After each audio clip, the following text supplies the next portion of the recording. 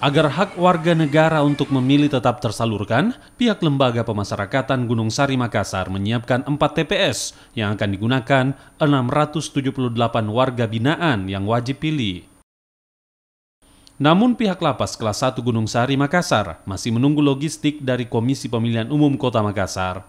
Selain itu, pihak Lapas juga berkoordinasi dengan KPU untuk pengecekan lokasi pemungutan suara yang sesuai standar yang ditentukan KPU.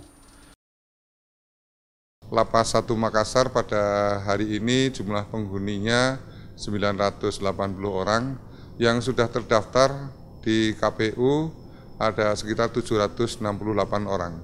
Dan disiapkan ada 4 TPS di Lapas 1 Makassar.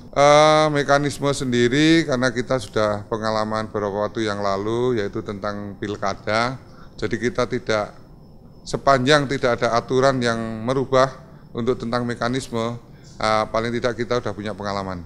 Namun demikian, dalam 1-2 hari ke depan saya masih ingin berkoordinasi atau silaturahmi ke KPU Kota Makassar.